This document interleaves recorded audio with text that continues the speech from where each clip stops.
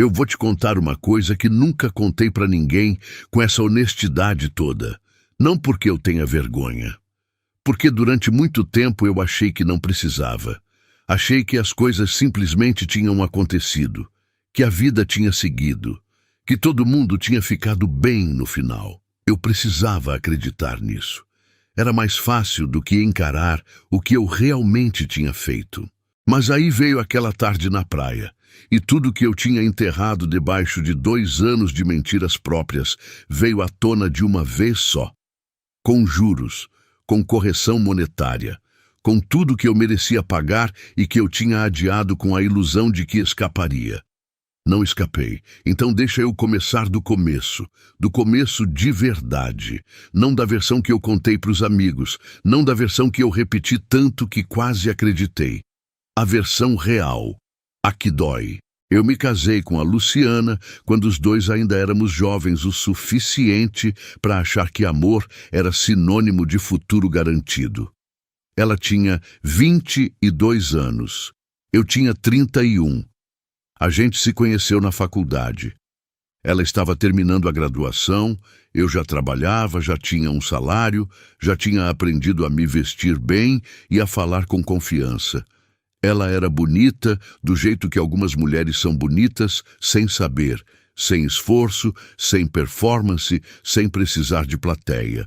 Cabelos castanhos, um sorriso que chegava antes do rosto, um jeito de olhar para o mundo que me fez pensar na época que eu queria que ela olhasse assim para mim para sempre. E ela olhou. Por anos ela olhou. O casamento foi simples. A família dela não tinha muito dinheiro, a minha tinha um pouco mais e a gente dividiu o que dava. Mesa posta, buffet razoável, amigos de faculdade, parentes que a gente só vê em casamento e enterro. Mas tinha uma coisa naquele casamento que eu nunca esqueci. Quando a Luciana entrou pela porta da igreja e me viu no altar, ela sorriu. Não o sorriso ensaiado de noiva nervosa. Sorriu de verdade, com os olhos, com o corpo inteiro, como quem chega num lugar que estava esperando. Eu devia ter guardado esse momento com mais cuidado. Devia ter lembrado dele toda vez que a rotina tentasse convencer que aquilo não valia mais nada. Não guardei. A lua de mel foi no litoral norte. Um resort de praia que eu pesquisei durante semanas. Comparei preços, li avaliações, queria que fosse perfeito. E foi. A praia era a mais bonita que eu tinha visto na vida. Água verde esmeralda, areia branca e fina, o tipo de pôr do sol que parece editado. A Luciana ficou sem fala quando chegou. Virou para mim e disse, eu quero voltar aqui todo ano. E eu, cheio de promessa e champanhe e lua de mel na veia, disse, a gente volta, todo aniversário de casamento. Esse lugar é nosso. Voltamos 2 vezes. Depois, a vida foi engolindo as promessas. Primeiro foi a promoção, diretor comercial, mais responsabilidade, mais viagens. Depois foi o apartamento novo, a reforma, o financiamento que apertou por 2 anos. Depois foi a rotina que foi chegando aos poucos, como a maré que sobe sem que você perceba que já está com água nos joelhos.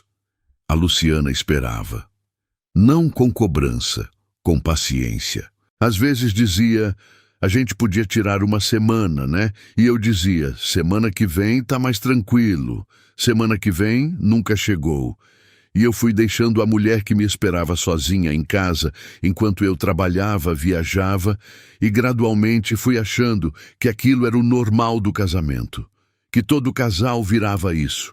Que o amor de início se transformava nessa coisa morna de companhia silenciosa e obrigações divididas. Eu estava errado. Mas eu precisava de alguém que me dissesse isso de um jeito que eu não conseguia ignorar. Raquel foi esse alguém, só que do jeito errado. Ela entrou na empresa como coordenadora de marketing. 30 anos, esperta, articulada, com a energia de quem ainda quer provar tudo para todo mundo.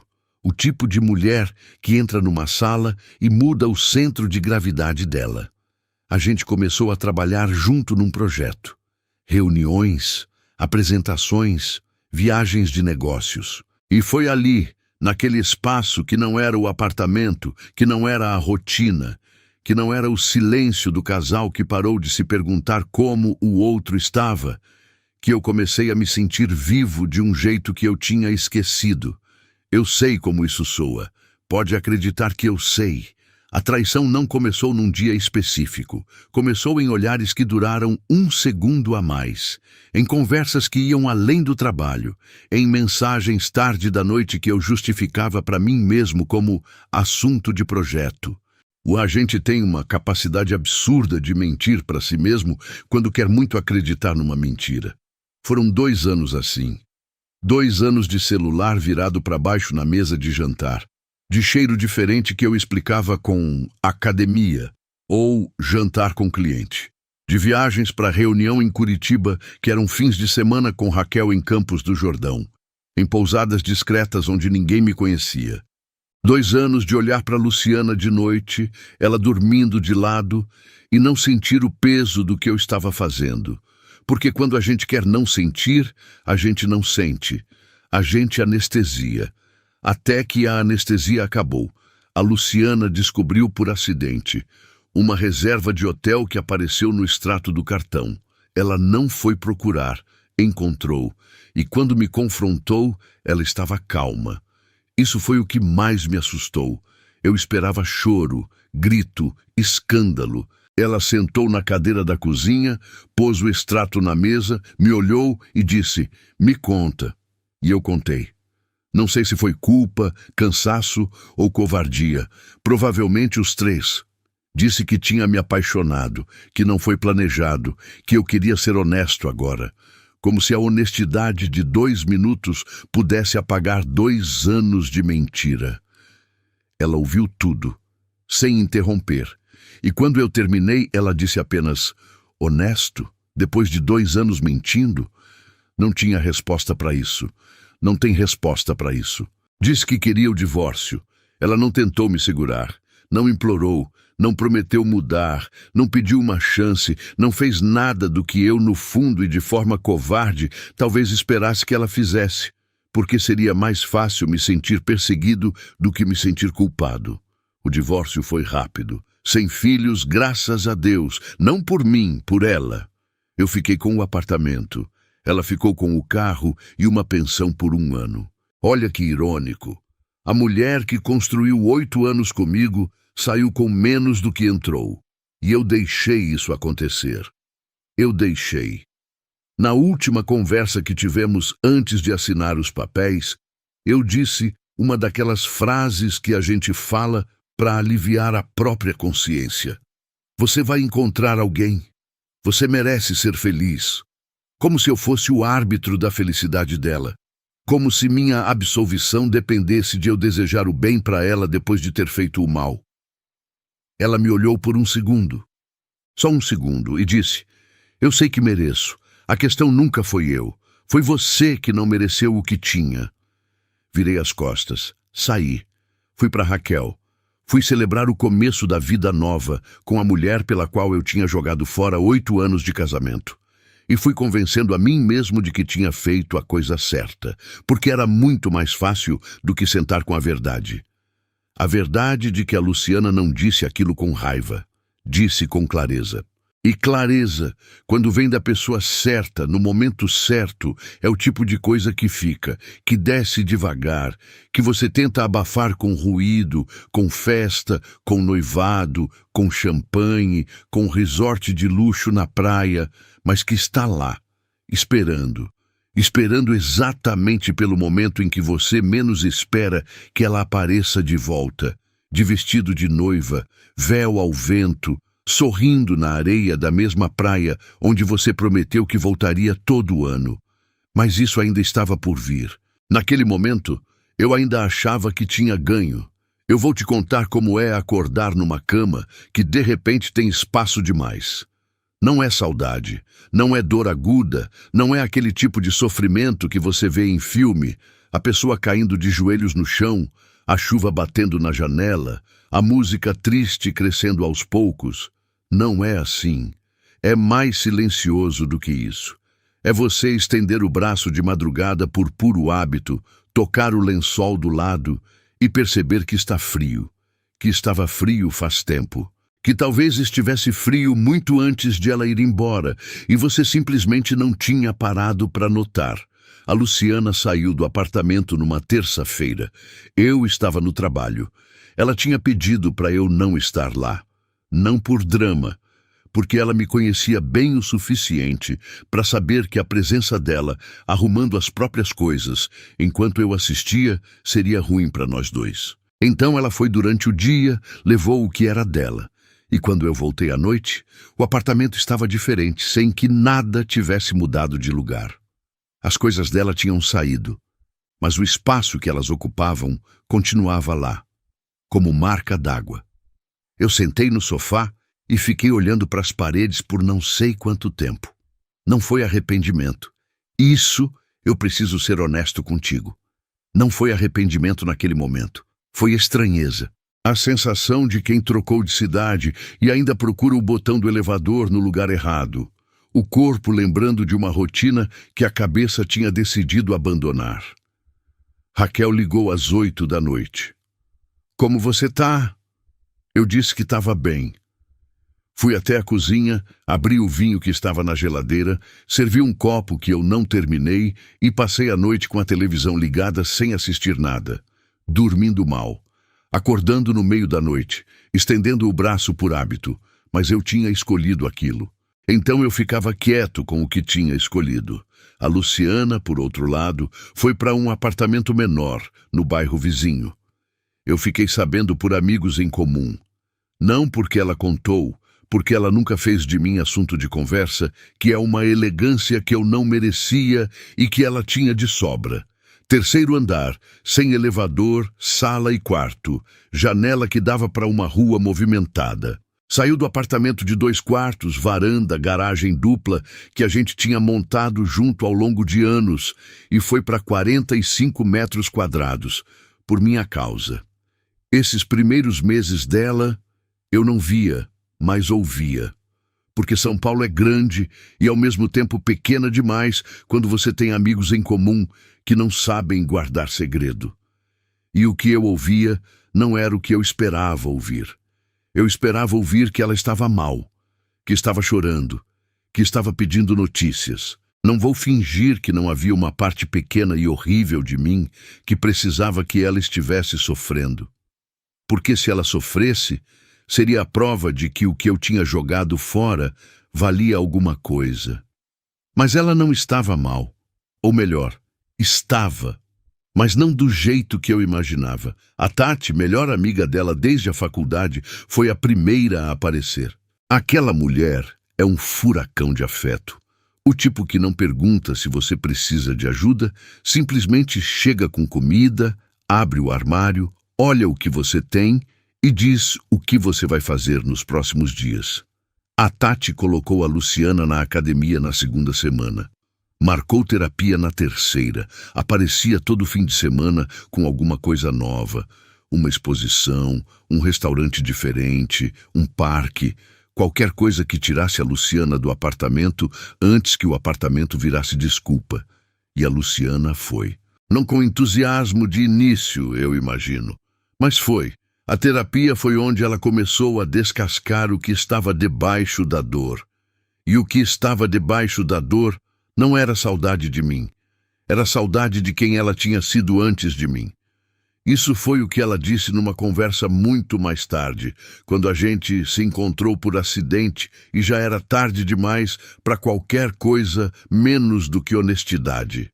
Ela disse: "Os primeiros meses eu não sentia falta de você. Eu sentia falta de mim, da pessoa que eu era antes de abrir mão de tudo que eu gostava, para caber na vida que você queria." Eu ouvi isso e não soube o que dizer, porque ela estava certa. A Luciana tinha deixado coisas pelo caminho ao longo dos 8 anos.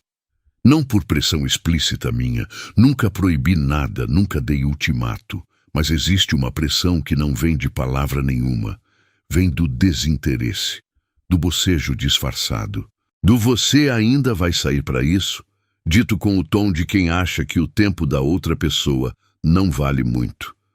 Eu não proibi nada.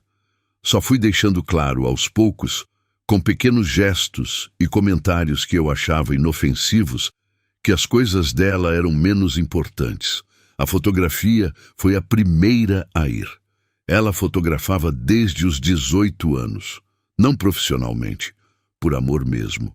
Saía com a câmera, fotografava a cidade, as pessoas, a luz de fim de tarde em prédio velho, cachorro dormindo na calçada, feirante arrumando laranja. Tinha um olho extraordinário para capturar o instante antes do instante. Aquele segundo em que uma pessoa está prestes a sorrir, ou prestes a chorar, ou prestes a dizer algo que vai mudar tudo. Um talento real, visível, inegável. Eu chamei de perda de tempo, não nessas palavras exatas, mas de formas que somadas davam exatamente isso. Você vai sair com essa câmera pesada de novo? Quanto tempo você gastou editando essas fotos? Você não preferia fazer uma coisa mais prática com esse tempo? Práticas. Como se arte precisasse de justificativa econômica para existir. Como se o prazer de criar não fosse, por si só, razão suficiente. Ela foi deixando a câmera na prateleira.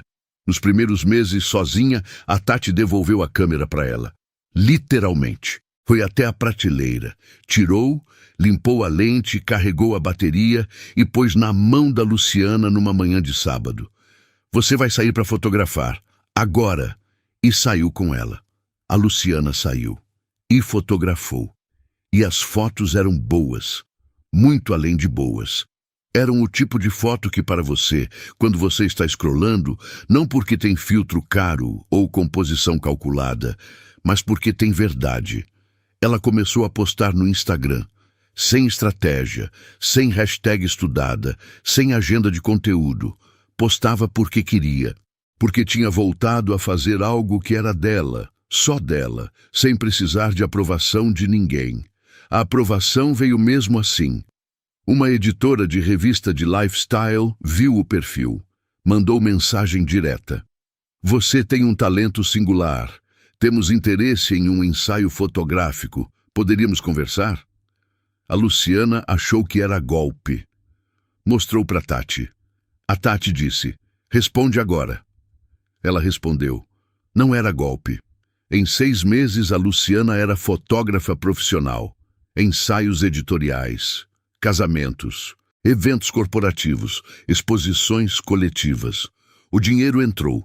Mais que a pensão que eu pagava, muito antes do prazo que a pensão terminaria. Ela não me ligou para avisar que não precisava mais do dinheiro. Simplesmente parou de receber e eu só percebi quando o débito automático não saiu. Liguei para o banco achando que era erro. Não era erro, era ela dizendo, sem dizer, que estava bem. Mais do que bem. Numa das festas de casamento que ela fotografou 8 meses depois do divórcio, tinha um padrinho quieto, de terno azul marinho, que ficava no canto observando as pessoas ao invés de tentar impressionar alguém. Gabriel, 40 anos, arquiteto, viúvo há 3 anos. O tipo de homem que quando te faz uma pergunta, para de verdade para ouvir a resposta. Não apenas espera sua vez de falar. Eles conversaram na mesa do bolo, sobre a composição das fotos, sobre o ângulo da luz, sobre como ele projetava espaços, levando em conta a luz natural, e ela sempre fotografava buscando exatamente isso. Trocaram número, não romanticamente, ou pelo menos sem intenção declarada. Mas quando a intenção não precisa ser declarada, geralmente é porque já está lá. Gabriel não a pressionou. Convidou para café uma semana depois para uma exposição de fotografia no centro, depois para jantar num lugar pequeno, com mesa de madeira, vinho bom e conversa que foi das 20 horas até a meia-noite sem que nenhum dos dois percebesse o tempo passando. Cada encontro era mais fundo que o anterior. Ele perguntava sobre o trabalho dela com genuíno interesse. Perguntava sobre a família, sobre os planos, sobre o que ela ainda queria fazer que ainda não tinha feito. Nenhuma vez, nenhuma, ela se sentiu como segunda opção. Isso era novidade. E ela levou um tempo para reconhecer que aquilo era como devia ser, não uma exceção generosa de um homem bonzinho. Era o mínimo. E ela tinha vivido tanto tempo com menos do que o mínimo parecia extraordinário. Eu, enquanto isso, vivia a minha vida nova com a Raquel. E postávamos, Nossa Senhor, como a gente postava, jantares com iluminação certa, viagens com paisagem calculada, o anel de noivado fotografado em cima de mesa de mármore com taça de espumante ao lado.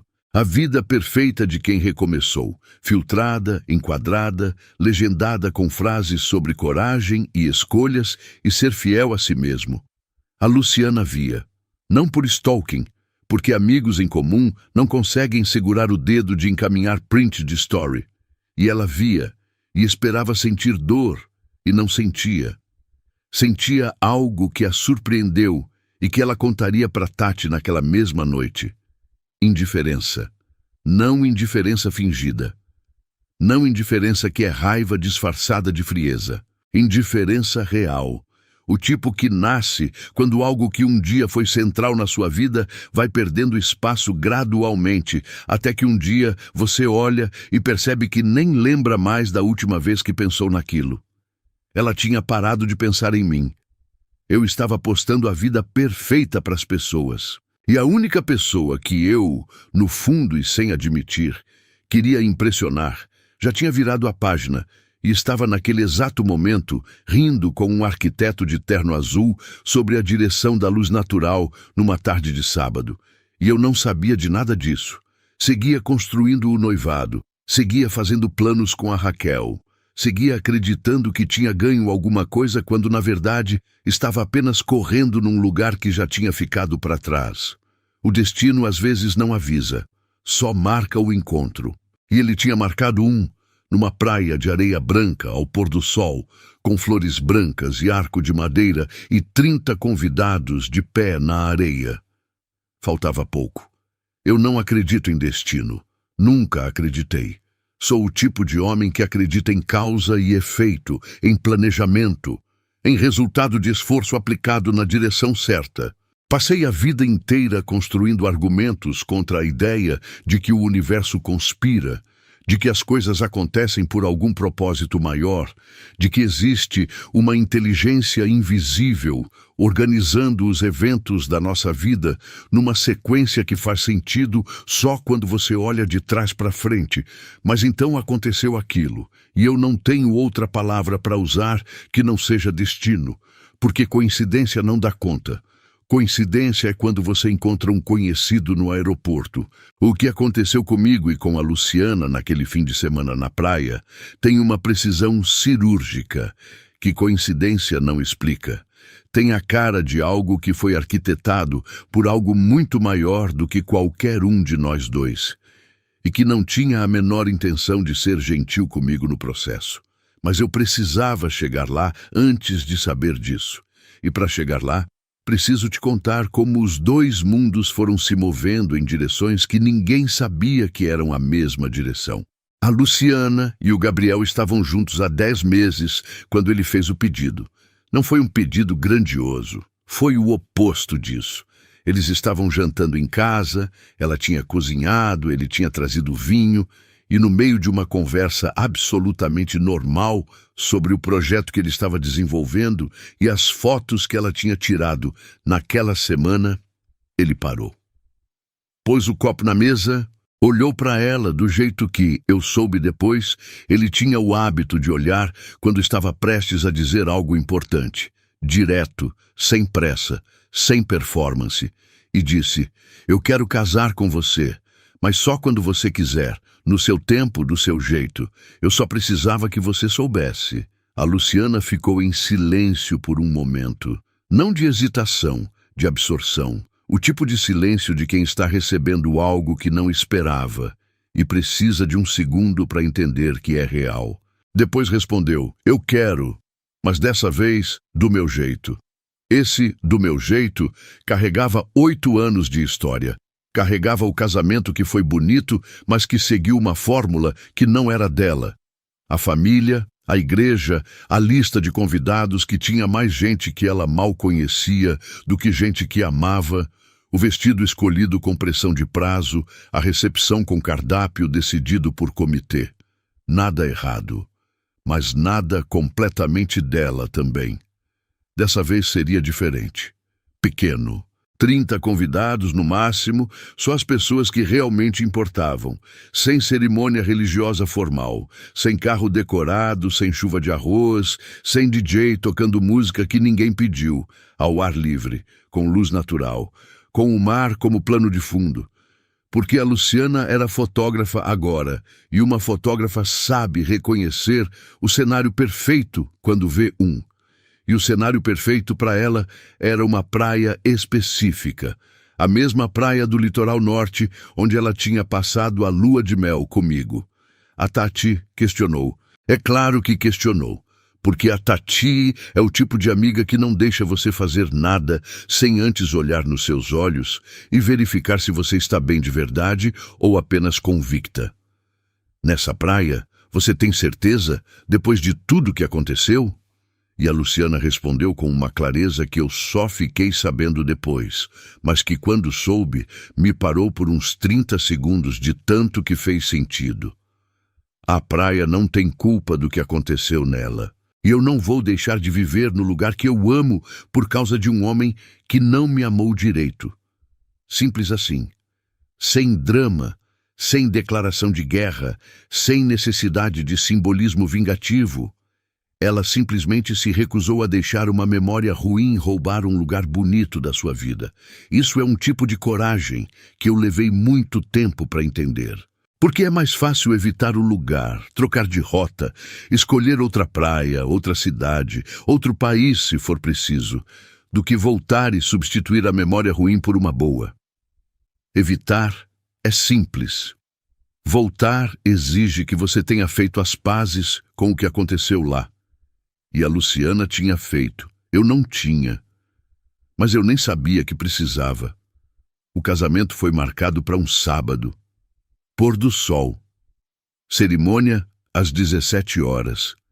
Arco de madeira com flores brancas, cadeiras de vime na areia, um músico só com violão. O resort do litoral norte confirmou disponibilidade.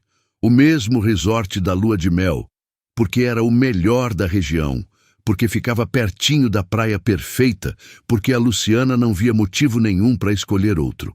Agora, me deixa te contar o que estava acontecendo do outro lado dessa história, do meu lado. Eu e a Raquel tínhamos noivado há 4 meses. O pedido foi no jantar, no restaurante mais caro que eu consigo nomear, anel numa caixinha de veludo, a coisa toda. Ela chorou. Eu me senti bem, postamos 400 curtidas na primeira hora. Aquele tipo de validação que te faz achar por alguns dias que está no caminho certo. Só que o noivado foi esfriando. Não de repente. Aos poucos, do jeito que as coisas esfiam quando estão com defeito de origem, mas você continua usando porque o concerto parece trabalhoso demais. Ela queria data. Eu adiava. Ela queria planejamento. Eu dizia, ainda tem tempo.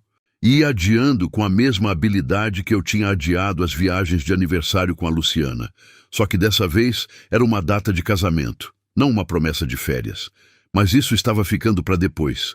O que eu estava fazendo no começo daquele mês era planejar uma viagem para comemorar o noivado. Uma viagem especial, de resort, de praia, de champanhe e pôr do sol e tudo que viagem de casal rico em crise silenciosa precisa ter para parecer que não está em crise. Comecei a pesquisar resorts no litoral. Li avaliações, comparei preços e estrutura e avaliação de serviço. E o resort que apareceu no topo de cada lista era o mesmo de sempre, o melhor da região, o que tinha a melhor praia, nota máxima em todas as plataformas de avaliação, o mesmo resort onde eu tinha ficado na lua de mel com a Luciana. Eu hesitei por exatamente 45 segundos. Depois reservei. Suíte de luxo. Entrada na sexta-feira, saída no domingo. O pacote com champanhe no quarto e jantar na varanda incluso, porque eu queria que fosse especial, porque eu achei que um lugar especial consertaria o que estava ficando opaco entre a gente, porque eu sempre acreditei que o cenário certo resolve o que a substância não tem. Não resolvia, nunca resolveu, mas eu ainda não sabia disso. Confirmei a reserva. Mandei para Raquel. Ela respondeu com um coração.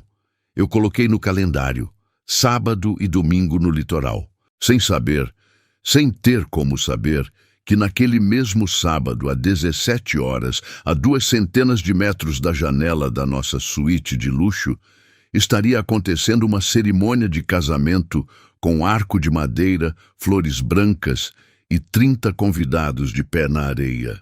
O destino tem um senso de humor que eu chamaria de cruel, se não fosse tão preciso.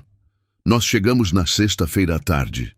Check-in tranquilo. A recepcionista nos cumprimentou com um sorriso de resort caro. O mensageiro levou as malas sem ser pedido. A suíte era exatamente o que eu tinha reservado. Vista para o mar, banheira de imersão, aquela cama enorme com um lençol de algodão egípcio que você só encontra em lugar que cobra caro para você não pensar no quanto está pagando. A Raquel ficou animada quando entrou. Abriu a porta da varanda, colocou o rosto no vento marinho, respirou fundo. Que lugar lindo! Eu abri o champanhe que estava no balde de gelo. Servimos, brindamos. Ela riu. Por algumas horas, a coisa toda pareceu funcionar. O cenário fazendo o trabalho que a intimidade não estava conseguindo fazer. Eu disse naquela noite, enquanto olhávamos o mar da varanda: esse lugar é especial. Eu vim aqui na minha lua de mel. Ela me olhou por um segundo com uma expressão que eu não soube ler direito naquele momento, mas que entenderia melhor mais tarde. Algo entre curiosidade e uma precaução discreta. Depois sorriu e disse: então vamos criar uma memória nova. E eu concordei, e brinquei, e fingi que o passado era só passado e que a memória nova estava sendo criada ali, naquela varanda, com aquele espumante. A Luciana chegou no sábado de manhã. Eu não sabia. Ela não sabia. O resort não cruzou os nomes. Por que cruzaria? Eram reservas diferentes, sobrenomes diferentes, a vida de duas pessoas que legalmente já não tinham nada a ver uma com a outra há quase 2 anos. Ela chegou com o Gabriel, com a Tati, com os detalhes de última hora do casamento. O arco já estava sendo montado na ponta da praia desde as 8 da manhã. As flores chegaram num carrinho refrigerado, rosas brancas e eucalipto, nada excessivo, mas suficiente para transformar um pedaço de areia numa cerimônia. As cadeiras foram alinhadas. O músico ensaiou. Os convidados foram chegando. Às 15 horas, Luciana estava no quarto se preparando. Cabelos castanhos presos num arranjo simples. Vestido de renda branca, justo sem ser exagerado, com uma discreta cauda curta que levantava com o vento. Véu leve. Descalça, porque na areia sapato não faz sentido, e a Luciana sempre soube o que faz sentido. Às 16 horas e 50 minutos, ela estava pronta.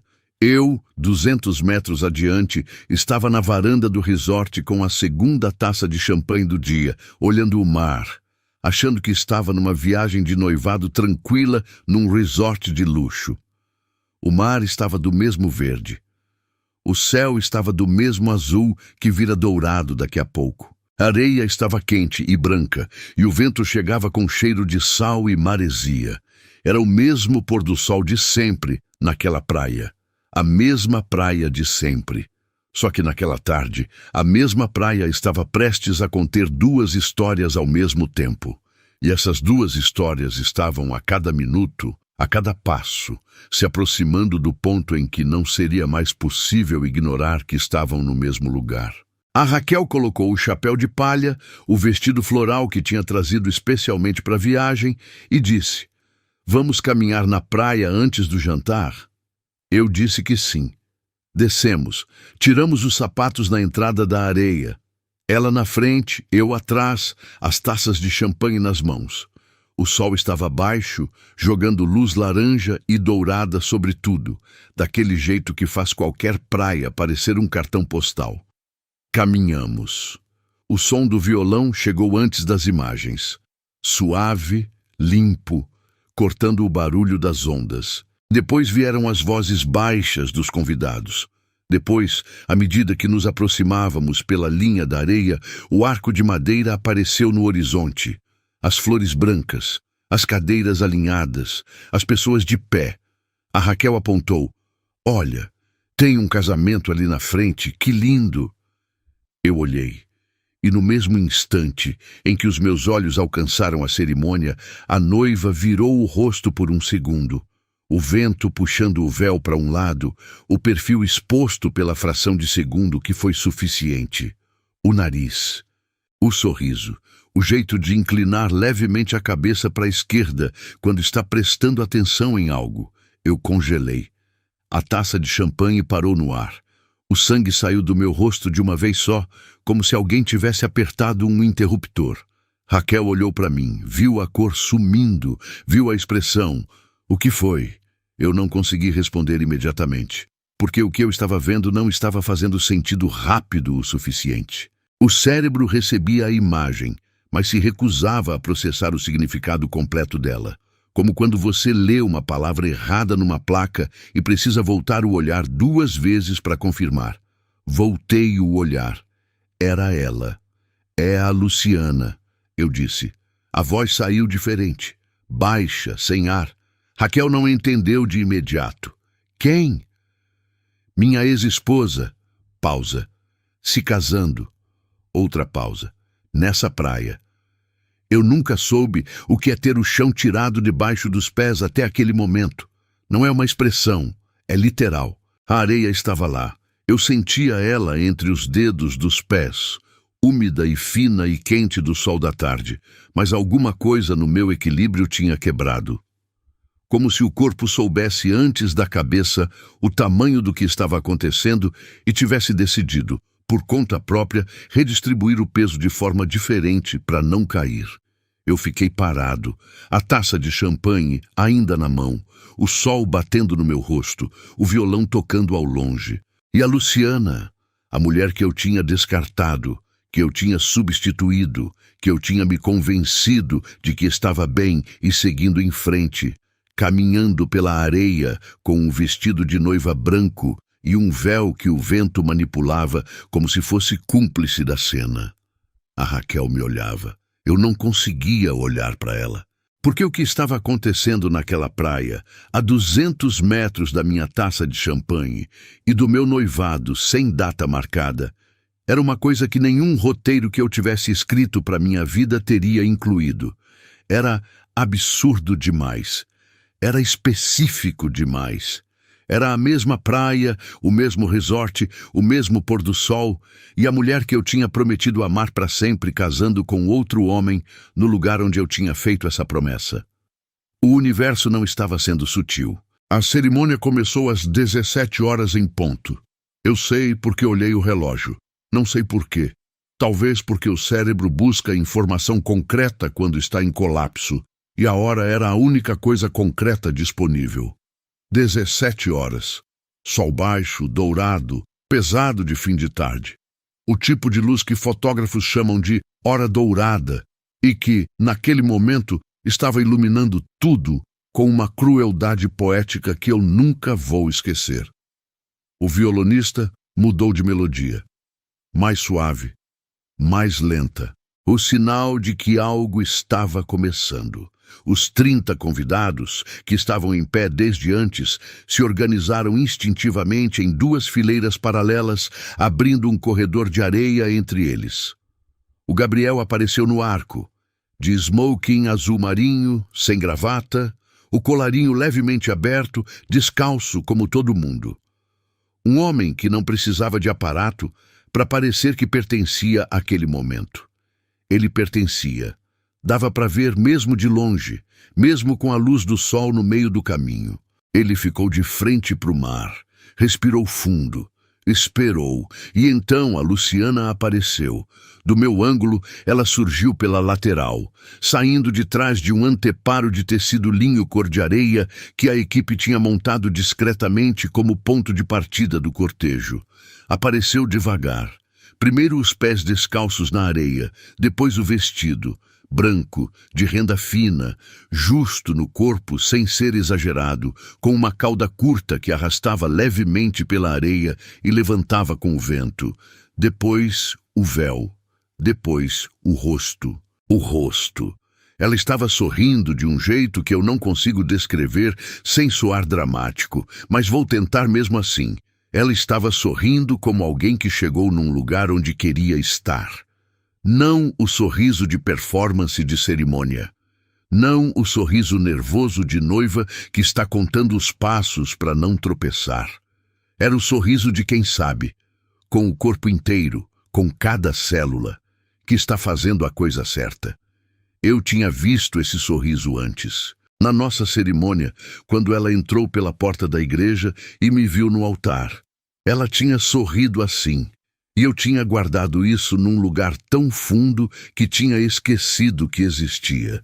Até aquele momento na areia, quando o sorriso voltou, não para mim, mas na direção de outro homem, num outro casamento, numa outra versão da vida dela que eu não estava. O Gabriel a viu e chorou. Não o choro contido de homem tentando segurar. Chorou de verdade, com o queixo tremendo e os olhos cheios, sem se importar que 30 pessoas estavam vendo, sem limpar antes de todo mundo ver. Chorou porque a mulher caminhando em direção a ele na areia era visivelmente a pessoa mais bonita que ele tinha visto na vida. Não pelo vestido, não pelo véu, mas pelo jeito. Pelo jeito que ela caminhava como quem vai por escolha. Os convidados choraram junto. O violonista quase errou a nota. A Raquel ao meu lado disse baixinho, que lindo, genuinamente, porque era, independente de qualquer coisa era. Eu não disse nada, fiquei olhando, e isso foi o problema. Eu fiquei olhando quando eu devia ter virado as costas e ido embora, mas existe um tipo de paralisação que não é fraqueza nem curiosidade mórbida, é reconhecimento. É o momento em que alguma coisa lá dentro de você identifica algo como verdadeiro e se recusa a deixar você desviar o olho antes de terminar de processar. Eu estava processando. A Luciana chegou ao arco, ficou de frente para o Gabriel. Ele pegou as mãos dela. E mesmo daquela distância, eu podia ver que ele não pegou com pressa, não pegou com nervosismo. Pegou como quem segura algo precioso, com cuidado, com intenção. Os votos começaram. Eu não ouvi as palavras, distância demais, o barulho do mar, o vento, mas via os rostos. Via o Gabriel falando e a Luciana ouvindo com os olhos cheios. Via ela falar e ele sorrindo enquanto ouvia, o tipo de sorriso de quem está recebendo algo que queria muito e que não sabia bem que merecia. Via os dois rindo juntos no meio de um voto. Uma frase que devia ter sido engraçada, aquela coisa que os casais fazem de colocar uma piada carinhosa no meio da solenidade para aliviar a tensão e provar que se conhecem de verdade. Eles se conheciam de verdade. Eu sei como se parece quando duas pessoas se conhecem de verdade. Tinha visto uma vez antes. No meu próprio casamento, quando a Luciana e eu ainda éramos isso. Duas pessoas que se conheciam de verdade. Antes de eu me perder na rotina e no trabalho, e na Raquel, e em tudo que achei que era mais importante. A Raquel me tocou no braço, suave. Enzo, virei o rosto para ela. Ela estava me olhando com uma expressão que eu nunca tinha visto nela. Não raiva, não ciúme. Era algo mais complicado. Era a expressão de uma mulher que está vendo algo que confirma uma suspeita que ela tinha, mas não queria ter. Você tá bem? Perguntou. Tô, eu disse. Mentira. Mas o tipo de mentira que você diz não para enganar o outro, para adiar o momento em que vai ter que ser honesto, com ela e principalmente consigo mesmo. Na praia, os votos terminaram. O juiz de paz fez a pergunta ritual. Gabriel respondeu. Luciana respondeu. As alianças foram trocadas. E mesmo daquela distância eu via o brilho do ouro no dedo dela no contraluz do pôr do sol, como se a luz estivesse colaborando com a ironia do momento. Podem se beijar. Gabriel pegou o rosto dela com as duas mãos. Ela fechou os olhos. Ele a beijou com a delicadeza de quem está ciente de que está fazendo algo que vai querer lembrar para sempre. Os 30 convidados explodiram em palmas. Alguém soltou um grito de felicidade. O violonista atacou um acorde mais alegre. E o pôr do sol, aquele pôr do sol que eu tinha visto naquela praia antes, que eu tinha prometido ver todo ano com outra pessoa, derramou ouro sobre tudo, sobre o arco, sobre as flores brancas, sobre os dois de mãos dadas, sobre a areia, sobre o mar, sobre tudo que eu tinha perdido e que estava acontecendo ali sem mim. A foto era perfeita e eu estava do lado de fora dela. A Raquel puxou meu braço com mais firmeza dessa vez. Enzo, vamos embora. Eu não me movi, não por teimosia, não por masoquismo, mas porque existia algo acontecendo dentro de mim que precisava de mais um segundo, mais um minuto, mais algum tempo que eu não sabia nomear. Um processo que tinha começado ali na areia e que eu sentia, instintivamente, que se eu virasse as costas antes de terminar, ia carregar incompleto por muito tempo. O que eu estava vendo não era só um casamento, era a prova. A prova de que a frase que a Luciana tinha dito na cozinha, naquela tarde fria de terça-feira, quando assinamos o fim de 8 anos. A questão nunca foi eu, foi você que não mereceu o que tinha. Não era raiva falando, era diagnóstico.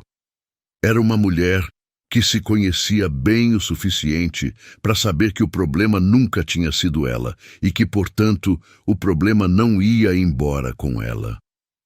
Ficava comigo. E ficou. E eu estava olhando para as consequências disso na areia de uma praia ao pôr do sol. A Raquel largou meu braço. Não de raiva, de entendimento. Ela era inteligente, sempre foi.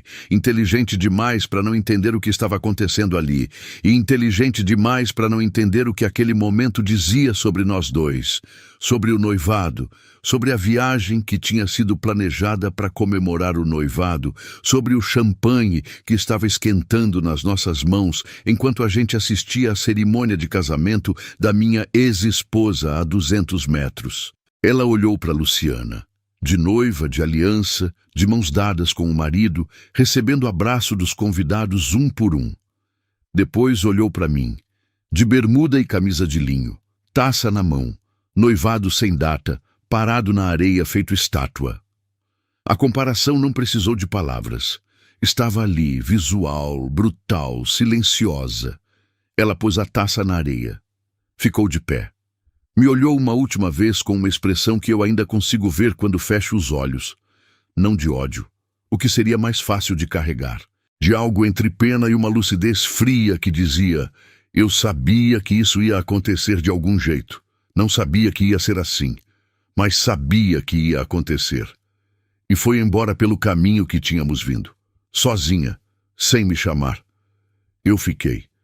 Por quanto tempo não sei dizer. O sol foi descendo. A cerimônia virou recepção. Os convidados se espalharam pela areia, o violonista continuou tocando, alguém descortichou champanhe e o estouro chegou até mim com o vento. A Luciana e o Gabriel estavam no centro daquilo tudo, rindo, abraçando, recebendo, presentes em cada segundo daquele momento como duas pessoas que não estavam em nenhum outro lugar a não ser ali. Presentes. Completamente presentes.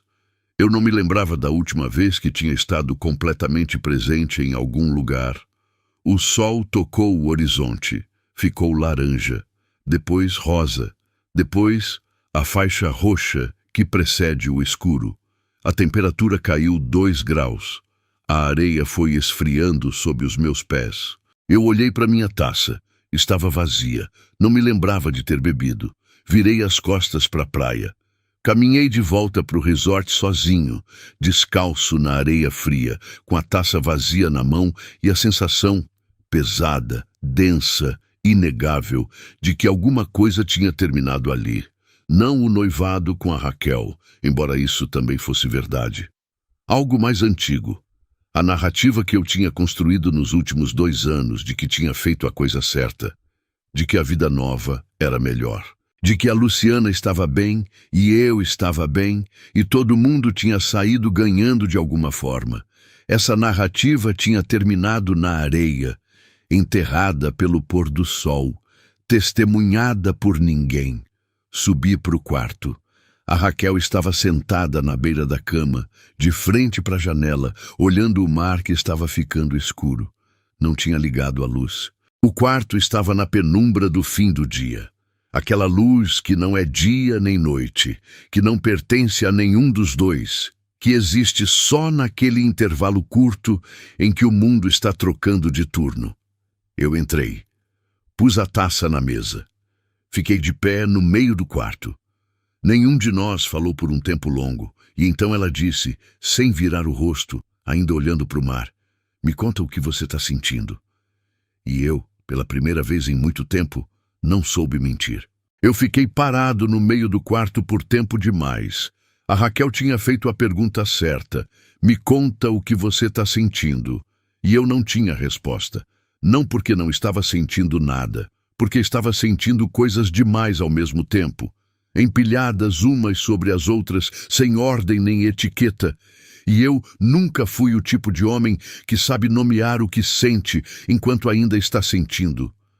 Sempre precisei de distância, de tempo, de dormir e acordar e deixar a poeira assentar antes de conseguir olhar para o que estava debaixo dela. Mas a Raquel não estava pedindo um relatório elaborado. Estava pedindo honestidade.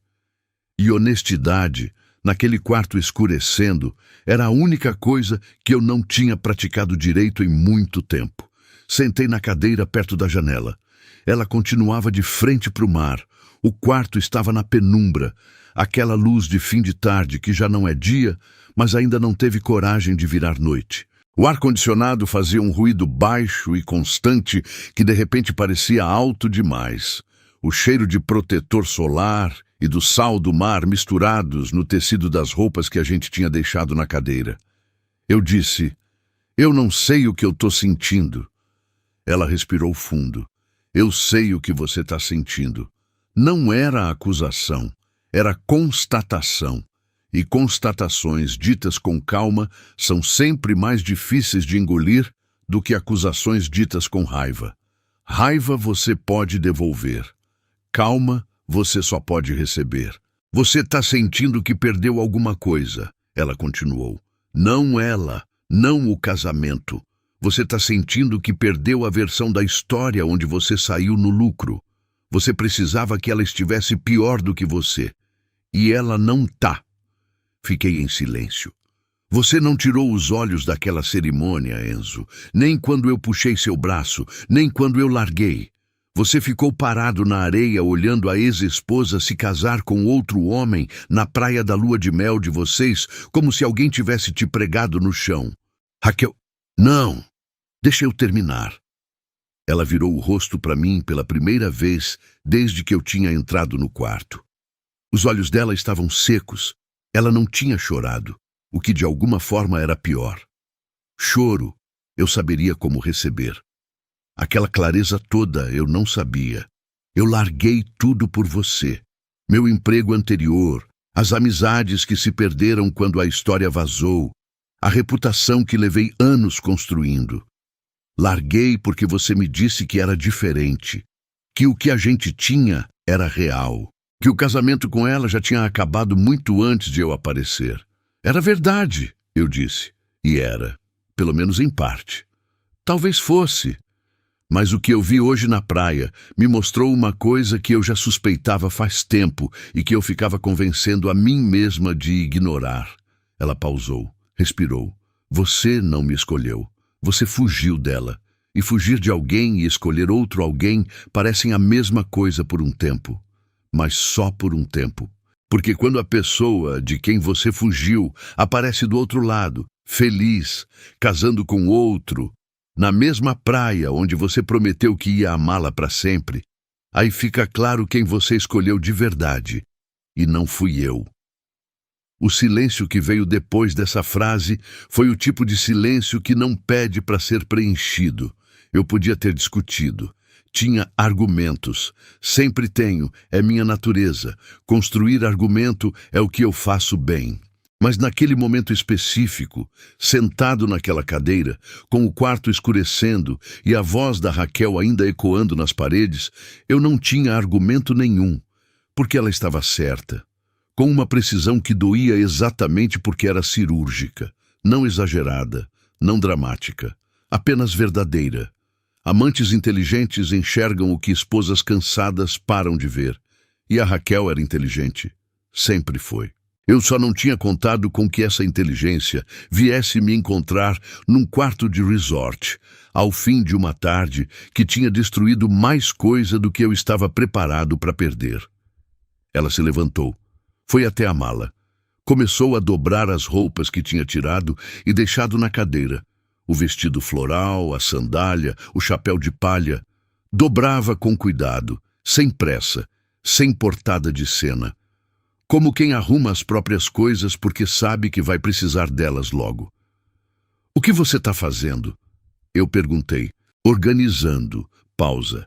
"A gente faz o check-out amanhã cedo." Não foi pergunta, foi comunicado. Naquela noite, dormimos no mesmo quarto sem nos tocar.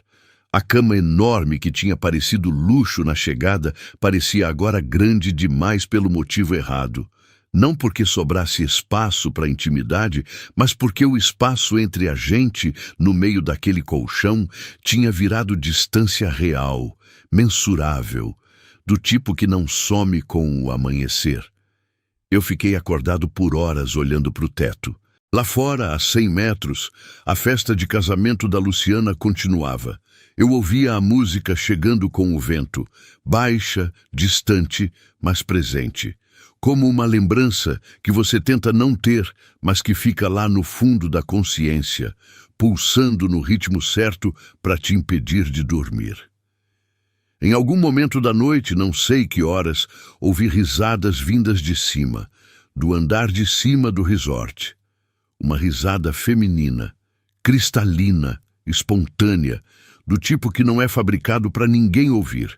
E uma voz masculina respondendo mais baixa, que eu não entendia as palavras, mas que tinha um tom de alguém completamente à vontade com quem estava do lado. Fiquei olhando para o teto. Eram eles. Eu não tinha como saber com certeza, mas sabia. Do jeito que você sabe algumas coisas sem evidência, só pelo peso específico do momento. A Luciana e o Gabriel estavam na varanda do andar de cima, rindo, descalços, provavelmente, de aliança, na primeira noite de casados. E eu estava deitado no andar de baixo, acordado, com a Raquel virada de costas do outro lado da cama, ouvindo a felicidade de outra pessoa atravessar o teto de um resort de luxo que eu tinha reservado para consertar algo que talvez nunca tivesse tido conserto. Na manhã seguinte, a Raquel já estava acordada quando abri os olhos, arrumada, mala fechada, sentada na poltrona com o celular na mão. Me olhou quando eu me levantei, não com raiva, com aquela expressão de quem já processou tudo durante a noite e chegou na margem do outro lado, exausta, mas firme. "Vamos fazer o check-out", ela disse. Fizemos. 1 hora antes do previsto. O recepcionista nos desejou boa viagem com um sorriso de praxe. Eu assinei a conta sem olhar o valor. A mala foi para o porta-malas. O carro saiu do estacionamento do resort. Saímos pela mesma estrada de entrada que tínhamos usado 2 dias antes, quando eu ainda achava que aquela viagem ia resolver alguma coisa. A Raquel foi no banco de trás, não no da frente. No banco de trás, com a mala entre ela e a porta, olhando pela janela, o perfil iluminado pela luz da manhã do litoral que entrava limpa e sem piedade pelo vidro. Eu dirigi, em silêncio, com as 2 mãos no volante e os olhos na estrada e a cabeça num lugar completamente diferente, naquela praia, naquele pôr do sol, naquele vestido branco e naquele véu ao vento, e naquele sorriso que eu reconheci de longe, porque era o mesmo sorriso que ela tinha me dado uma vez numa igreja, numa outra vida que eu tinha jogado fora com as duas mãos e sem olhar onde estava caindo. A estrada de volta para São Paulo tem 200 e poucos quilômetros. Cada quilômetro pesou. De volta a São Paulo, o apartamento estava igual. Isso foi o que mais me incomodou, que tudo estava no mesmo lugar. O sofá no mesmo ângulo, a geladeira com os mesmos ímãs, o cobertor dobrado no encosto da cadeira do jeito que eu tinha deixado na sexta de manhã, quando a gente tinha saído animado para a viagem. O apartamento não sabia o que tinha acontecido no litoral. Não tinha como saber. Só eu sabia. E eu entrei naquele espaço imutável, carregando algo que tinha mudado tudo. E a contradição entre o que estava dentro de mim e o que estava nas paredes era pesada demais para ignorar. A Raquel entrou, pôs a mala no quarto e ficou em silêncio por 2 dias. Não o silêncio de quem está processando, o silêncio de quem já processou e está esperando o momento certo para dizer o que já decidiu. Eu conhecia esse silêncio. A Luciana tinha tido um parecido antes do confronto, anos atrás. O silêncio de mulher que sabe o que quer dizer e está escolhendo quando dizer, não se vai dizer. Na terça-feira à noite, a Raquel fez café. 2. Trouxe os 2 para o sofá. Me deu um, sentou do outro lado e disse, sem preâmbulo, sem preparação dramática, sem a voz embargada que eu talvez esperasse: eu quero terminar. Eu segurei o copo com as 2 mãos. O café estava quente, aquele calor específico de cerâmica que passa para o osso dos dedos. Foquei nessa sensação por 1 segundo antes de responder. Raquel, não precisa argumentar. Não estou com raiva. Estou cansada. Ela tomou um gole. Olhou para frente. Eu entrei nessa achando que era especial, que o que a gente tinha era diferente, que você tinha me escolhido de verdade. Pausa. Mas eu era a substituta. E substituta nunca ganha o jogo. Só ocupa o lugar até o dono perceber o que perdeu. A frase caiu no silêncio do apartamento com um peso que não era compatível com o tom calmo com que ela tinha sido dita. Não é assim, eu disse. Mas soou vazio até para mim. É exatamente assim. Ela me olhou. Você ficou parado na areia vendo ela se casar, Enzo. Parado, com champanhe na mão e eu do seu lado. E você não conseguiu sair. Eu tive que ir embora sozinha. Tomou mais um gole. Isso não é um homem que escolheu a mulher que está do lado. É um homem que ainda não entendeu o que deixou para trás. Não tinha resposta, não tinha argumento. Tinha só o café esfriando nas mãos e a verdade dela ocupando todo o espaço disponível no apartamento. Ela deixou o copo na mesa, se levantou e antes de ir para o quarto disse uma última coisa, sem virar o rosto, de costas, parada no meio da sala. Eu mereço alguém que fique parado na areia por mim, não por outra pessoa. E foi. Nos dias seguintes, ela foi buscando as coisas aos poucos. Não de uma vez, aos poucos, que é sempre mais difícil. Cada vez que ela ia buscar alguma coisa, era um lembrete de quanto espaço ela tinha ocupado e de quanto espaço ficava depois que saía. O shampoo dela no banheiro, o livro na mesinha, as sandálias na entrada, o casaco pendurado atrás da porta, o anel ficou na gaveta da cômoda. Ela não levou. Não sei se foi esquecimento ou declaração, mas ficou lá, na caixinha de veludo que eu tinha aberto num restaurante caro, com a confiança de quem acha que está construindo alguma coisa sólida, e que agora ficava ali como evidência silenciosa de uma aposta que eu tinha perdido. Eu abria a gaveta às vezes, olhava, fechava, não conseguia jogar fora, não conseguia guardar em outro lugar. Ficava ali, no lugar errado, como várias coisas na minha vida naquele período. O apartamento voltou a ser silencioso. Só que dessa vez, o silêncio era diferente do silêncio de quando a Luciana tinha saído. Quando a Luciana foi embora, o silêncio tinha cheiro de rotina interrompida, familiar, denso, cheio de memória. Quando a Raquel foi embora, o silêncio tinha cheiro de consequência. Mais limpo, mais frio, o tipo que não convida você a sentar, mas a ficar de pé e pensar no que você fez. Eu fiquei de pé e pensei. Comecei a stalkar o perfil da Luciana. Não com frequência no início, uma vez por semana, talvez. Depois mais. Não sei quando, de vez em quando virou hábito, mas virou. Eu abria o perfil dela no Instagram numa hora qualquer. Às vezes de manhã com o café, às vezes de madrugada quando o sono não vinha, e ficava olhando as fotos. As fotos do casamento tinham sido postadas por convidados. Ela mesma não tinha postado nada no dia, o que eu achei estranho e depois entendi. Ela estava presente demais para ficar com o celular na mão. As fotos dos convidados eram lindas. Ela e o Gabriel de mãos dadas no arco. O véu no vento, o beijo com o pôr do sol atrás, a foto dos dois rindo de algo que só eles sabiam, a mesa da recepção com velas e flores e taças. Cada foto era uma prova de que ela estava mais feliz sem mim do que tinha sido comigo nos últimos anos de casamento. E cada foto doía de um jeito diferente da saudade. Era um tipo de dor mais específico. O tipo que não vem da ausência da pessoa, mas do reconhecimento do que você desperdiçou quando tinha. A saudade dói, porque falta. Isso doía, porque sobrava. Sobrava evidência de que eu tinha tido algo real e tinha trocado por algo que parecia mais fácil. O Matheus me ligou numa quinta-feira. Amigo desde a faculdade, sócio num projeto antigo, o tipo de homem que não liga para saber como você está, a menos que alguém tenha avisado que você não está bem. Alguém tinha avisado. Você está péssimo, ele disse, sem preâmbulo. O que aconteceu? Contei. Tudo.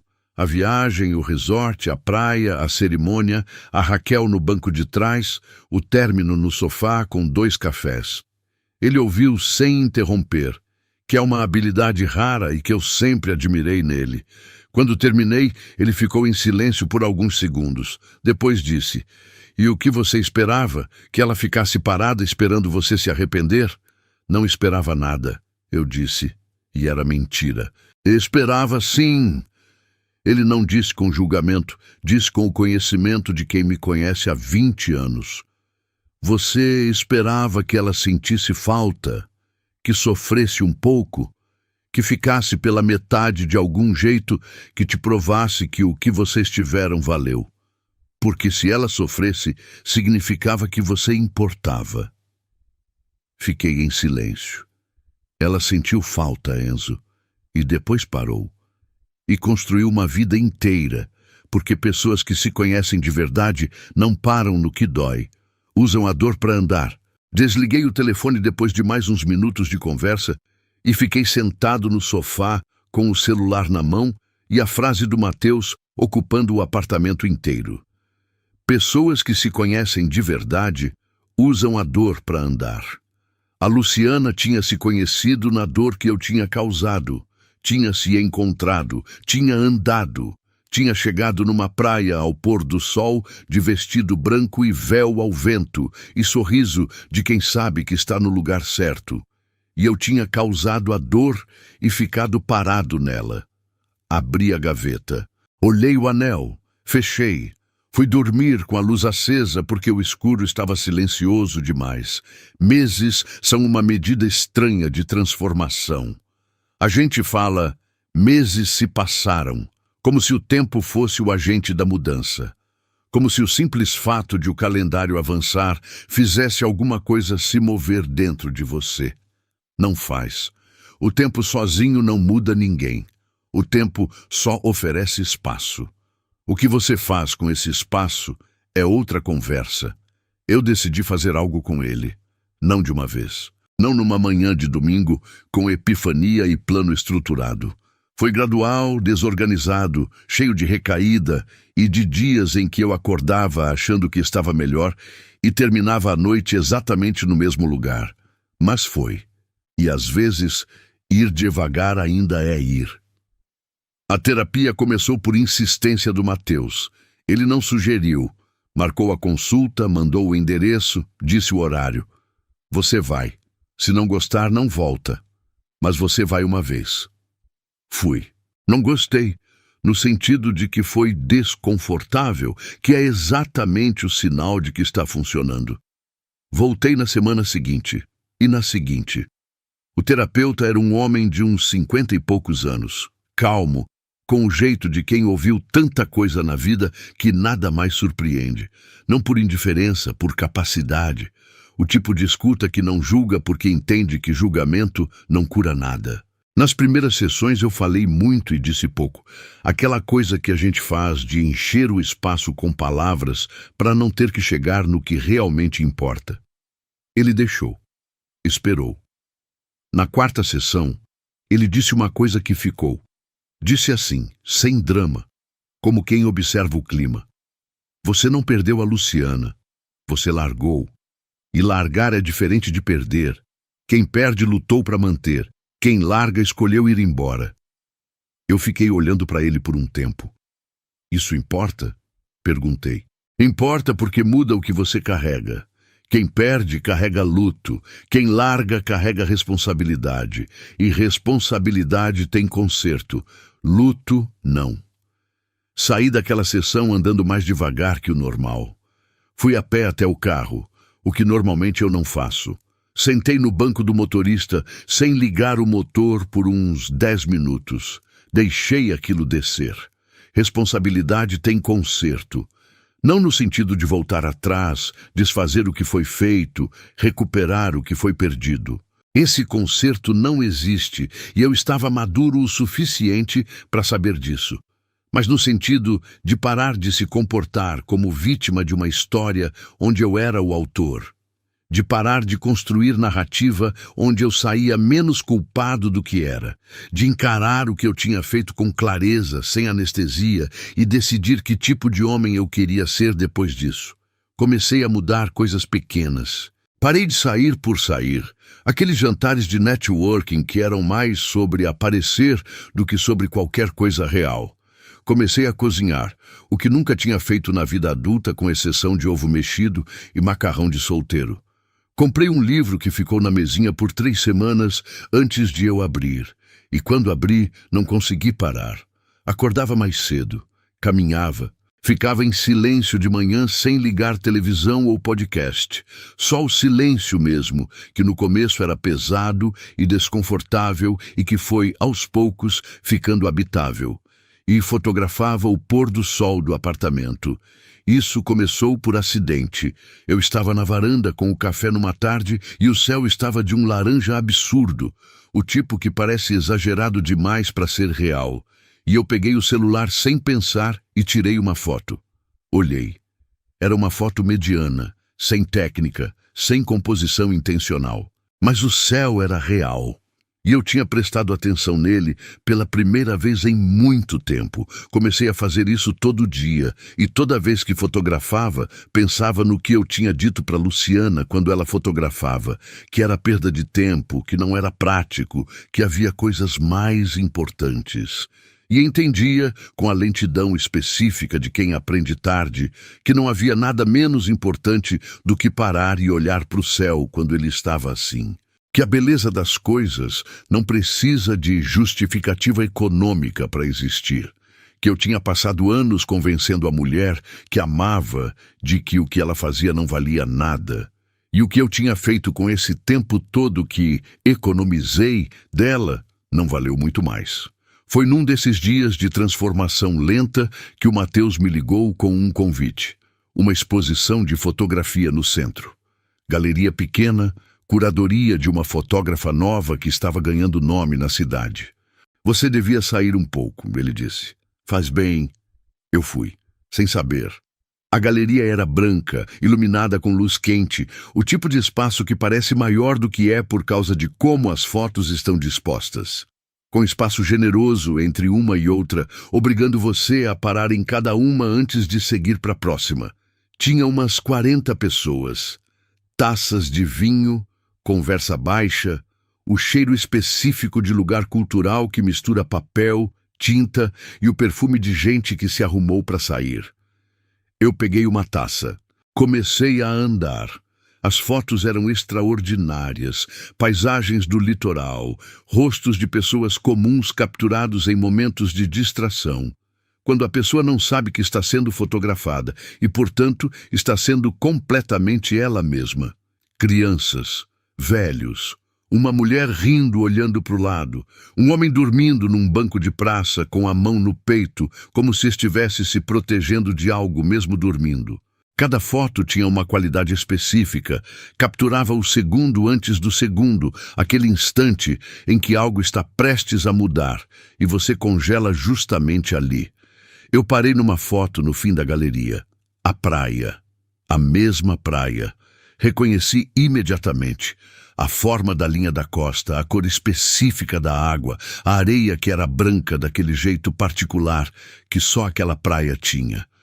Mas na foto não havia cerimônia, não havia casamento, não havia noiva, nem noivo, nem convidados, nem arco de madeira.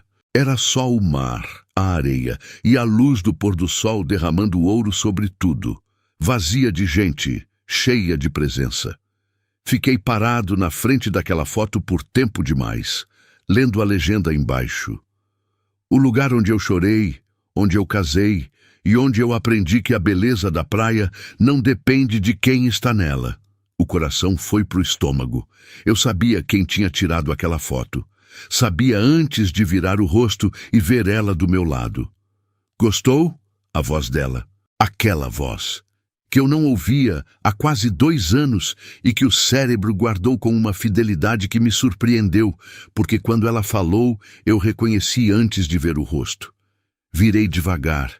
Ela estava de pé a 1 metro de mim, com um copo de água com gás na mão, vestido verde escuro, cabelos soltos, sem mais ou menos maquiagem do que o suficiente para ser ela mesma, de aliança. É a nossa praia, eu disse. Saiu antes de eu pensar. Ela me olhou, sem surpresa, sem desconforto, com uma calma que só existe em quem não tem nada não resolvido com você. Não, é a minha praia, sempre foi. Pausa. Um sorriso pequeno. Mas a foto é boa, né? E eu ri. Pela primeira vez na frente dela, sem máscara, sem performance, sem a armadura de homem que tem que parecer que está bem. Ri de verdade, do absurdo, da precisão, da ironia de tudo o que tinha acontecido, culminando naquele momento numa galeria branca com luz quente e uma foto da mesma praia entre nós dois. Eu vi o casamento, eu disse. Na praia. Eu estava lá. Ela não se surpreendeu. Eu sei, alguém me contou depois. Você ficou com raiva? Ela considerou a pergunta com honestidade. Não fingiu que não acelerou para me poupar. Pensou de verdade e respondeu.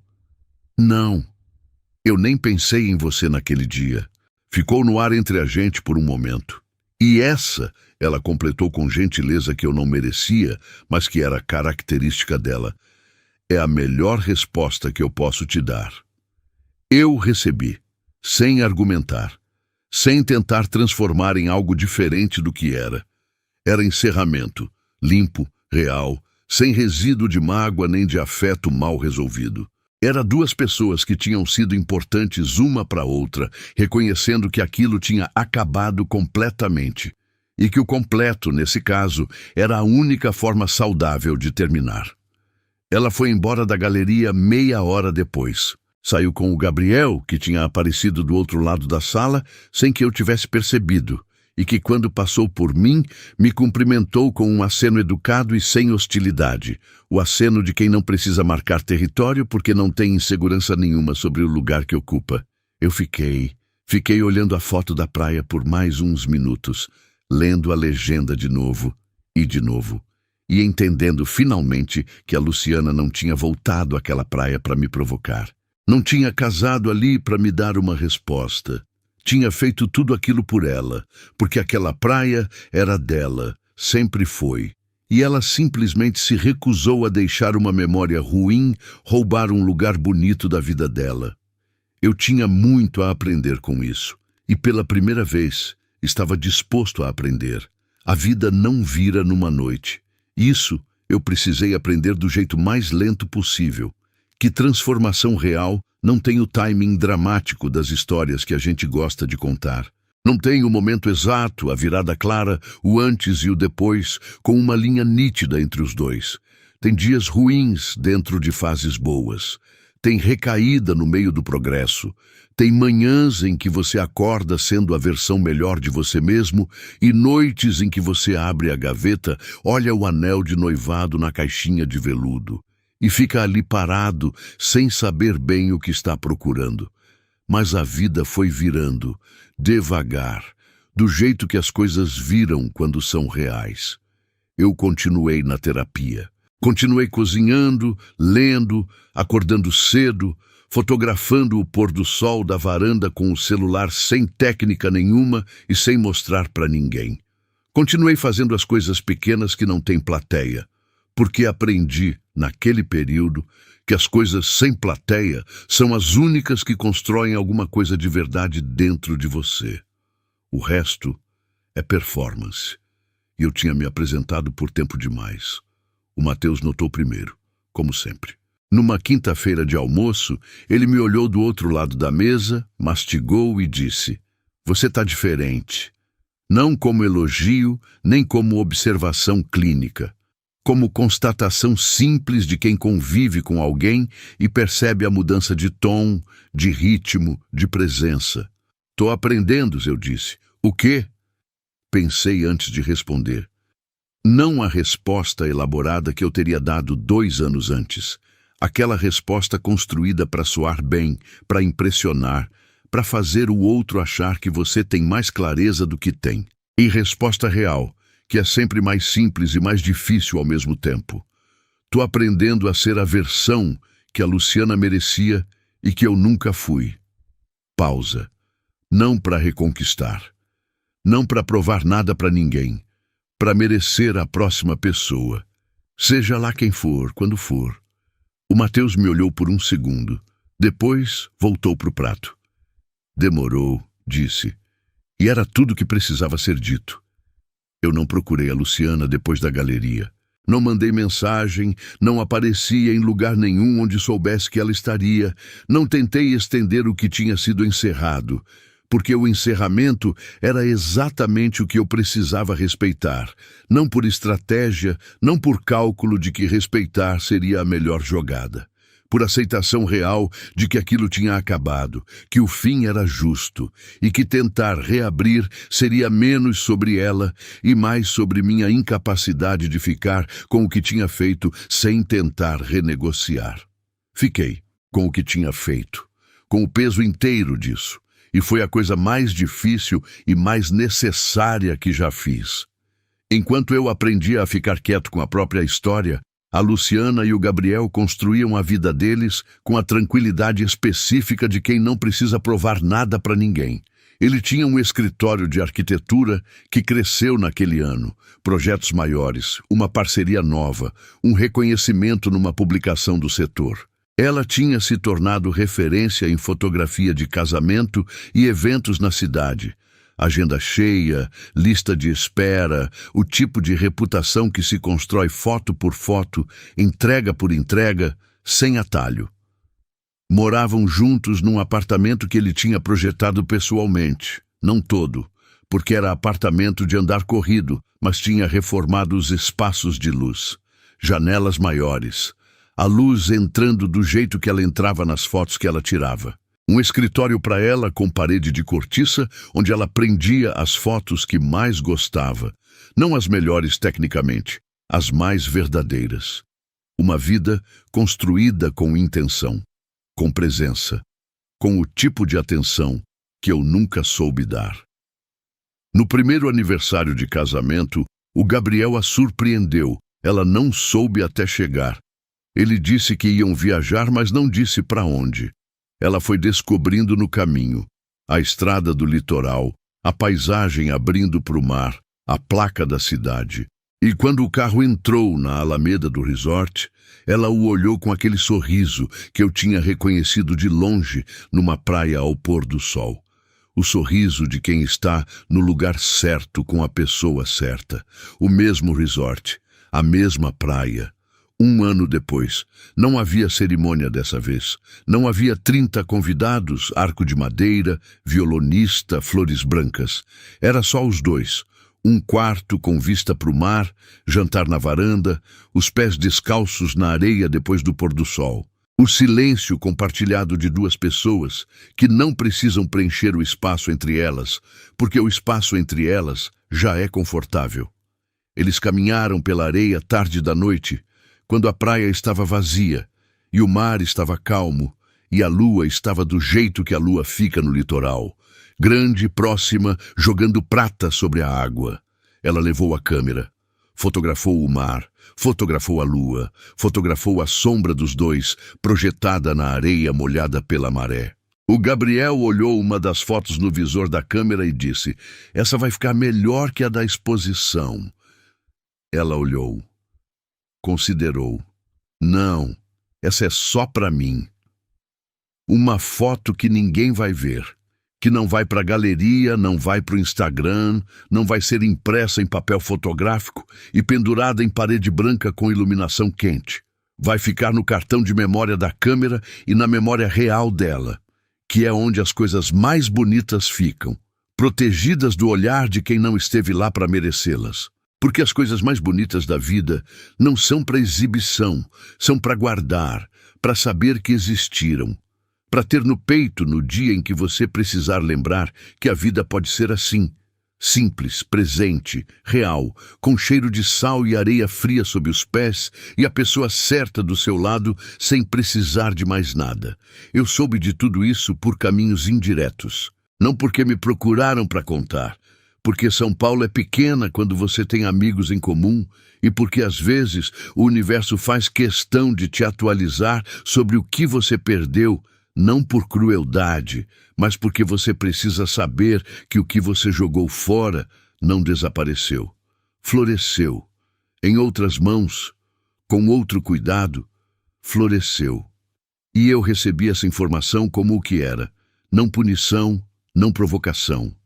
Informação sobre o que é possível quando alguém é tratado do jeito que merece ser tratado. Na galeria de fotografia, depois que a exposição terminou, a foto da praia ficou pendurada por mais 1 semana antes de ser retirada. Eu soube porque passei em frente ao espaço por acaso, uma rua que não era meu caminho habitual, mas que peguei naquele dia sem razão específica. Parei na vitrine, olhei de fora. A galeria estava vazia naquela hora. Luzes apagadas, só um fio de luz do corredor de fundo tocando a parede onde as fotos tinham estado. A maioria já tinha saído, levadas pelos compradores ou devolvidas à fotógrafa. Mas a foto da praia ainda estava lá. Na parede do fundo, sozinha, o retângulo de papel com o pôr do sol dourado capturado naquele instante específico em que a luz era perfeita e a praia estava vazia de gente e cheia de alguma coisa que não tem nome, mas que você reconhece quando vê. E embaixo da foto, adicionada à mão depois da impressão, numa letra que eu reconheci porque tinha lido bilhetes com aquela letra por 8 anos, a legenda que não estava no original. E um dia, a mesma praia que viu o pior dia virou o melhor dia, porque o lugar não muda, quem muda é você. Fiquei parado na calçada por um tempo. O trânsito passava, as pessoas passavam. A cidade seguia no seu ritmo indiferente de cidade grande que não para ninguém. E eu estava parado na frente de uma galeria vazia, olhando uma foto de uma praia com uma frase escrita à mão que era, ao mesmo tempo, a história da Luciana e o diagnóstico da minha. O lugar não muda. Quem muda é você. Ela tinha voltado àquela praia e transformado a memória. Tinha casado no mesmo arco onde eu tinha prometido voltar todo ano e nunca voltei. Tinha feito do lugar que carregava dor um lugar que carregava liberdade. Não porque a praia tinha mudado, porque ela tinha mudado. Por dentro, no lugar onde a mudança real acontece e de onde ninguém pode tirar. Eu ainda estava no processo, mais honesto, mais quieto, mais presente nas coisas pequenas, sem plateia, sem performance, sem o champanhe na mão e o noivado sem data e a narrativa de homem que fez as escolhas certas, mas estava no processo. E isso, eu aprendi, é o que importa. Não chegar, mas estar andando na direção certa. Tirei o celular do bolso. Fotografei a vitrine da galeria, a foto da praia visível lá atrás, pequena, no fundo escuro do espaço vazio. Olhei a foto que tirei. Era mediana, sem técnica, mal enquadrada. Mas o que estava nela era real. Guardei, não postei. Não mostrei para ninguém, só para mim. E segui.